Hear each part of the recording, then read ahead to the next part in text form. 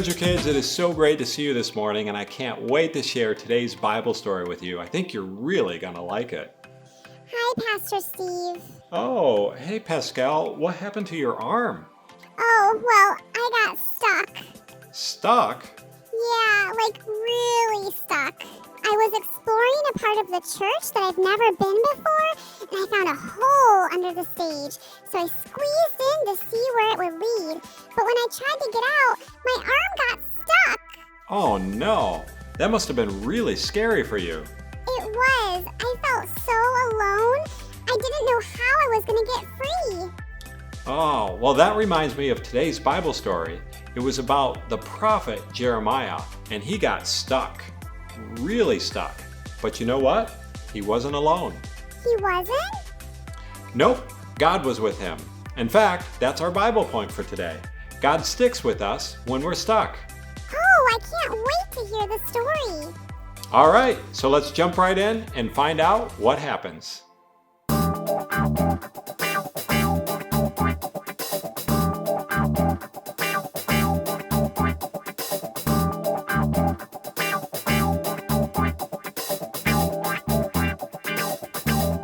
After Solomon died, there were many bad kings.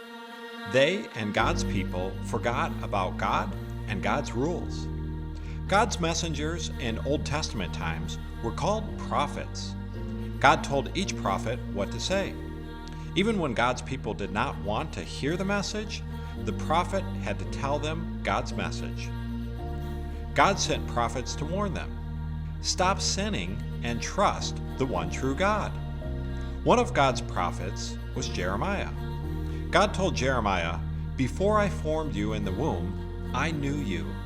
Before you were born, I set you apart. I appointed you as a prophet to the nations." Jeremiah was called by God to be a prophet. The king's royal helpers didn't like Jeremiah. It made them mad when Jeremiah told them they were disobeying God. They put their hands over their ears and shouted, "Stop telling us God will punish us. We don't want to hear that bad news." The angry helpers made an evil plan. They threw Jeremiah into a deep, empty well. Did you know that the cities in Israel had huge, deep wells of water? There were 37 wells under Jerusalem. One well could hold 2 million gallons of water. So can you imagine how big and deep that empty well was? Jeremiah fell down into the empty well and landed in the mud. Plop! The well was slimy and deep. Jeremiah was sinking into the mud. He couldn't get out. Jeremiah needed someone to help him. He was left there to die.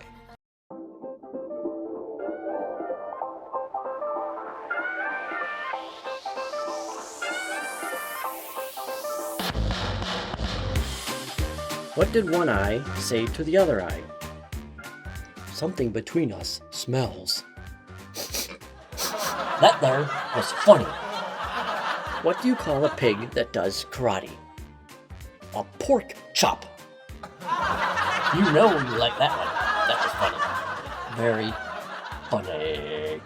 What do you get when you cross a pig with a pine tree? A porcupine. Funny. Over and out. Peace.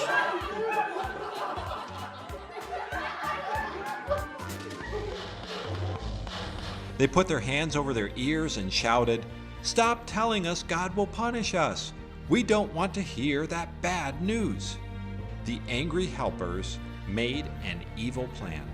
They threw Jeremiah into a deep, empty well.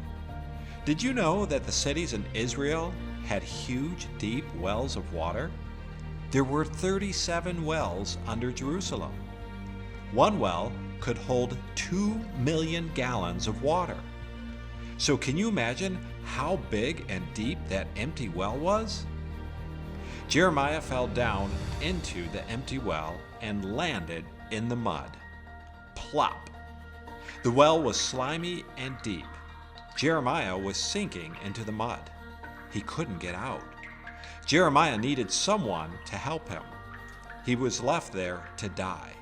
But Jeremiah was not alone in the muddy, empty well. God was with him, and his pain did not go unnoticed. God sent a friend, Ebed-Melech, to rescue Jeremiah from the well. Ebed-Melech was a servant from the palace, and he went to the king and told him the men had thrown Jeremiah into an empty well. He begged the king to have mercy on Jeremiah, for he had been dealt unfairly. He explained to the king if Jeremiah was left in the empty well much longer, he would die. The king decided to stand up for the prophet Jeremiah.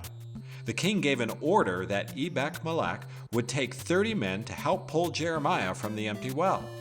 Ebed-Melech left immediately and went to help Jeremiah. He found 30 men to help him lower ropes down for Jeremiah. He also took some old rags and worn-out clothes and let them down with ropes to Jeremiah.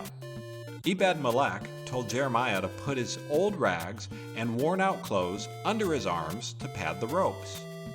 He did this because Jeremiah was so deeply stuck in the mud that the ropes could tear into his flesh. Jeremiah did what Ebed-Melech asked him to do. They carefully lifted Jeremiah out of the well. God sent Ebed-Melech to help rescue Jeremiah from the muddy well. Can you think of a time when you needed help? God shows mercy to his people. God rescues us when we cannot help ourselves. And that's our story. Wow, Jeremiah chose to obey God even though he knew that it might get him into trouble. And poor Jeremiah, he ended up really stuck.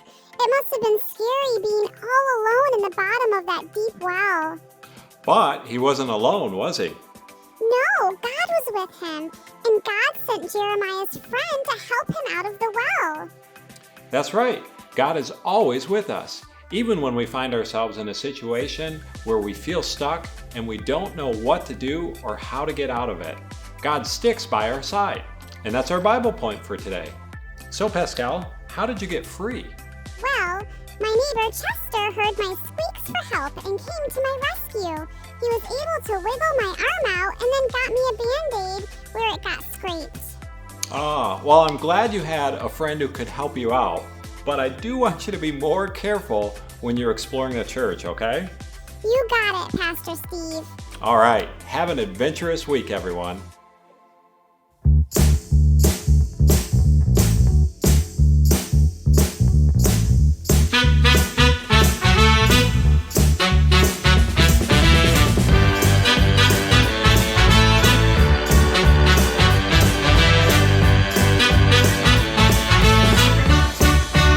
Hey Adventure Kids, this is the part of the show where you send in your questions to me, Jake, and I answer them. So let me grab my mailbag.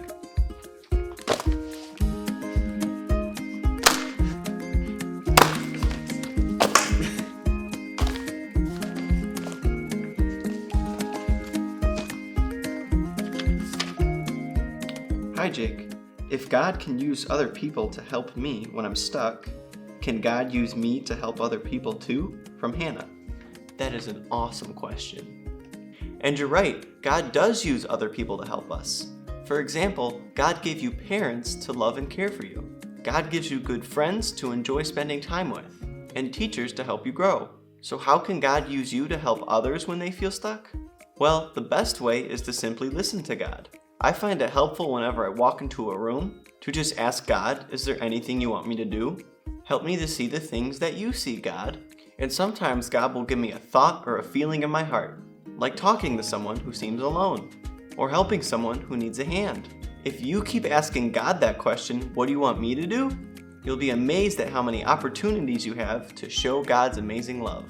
Awesome question. Hi Jake, how well can you draw a cat on the whiteboard with your left hand? From Ella. That is an awesome question. Let's find out. Okay, draw a cat using my left hand. Here we go.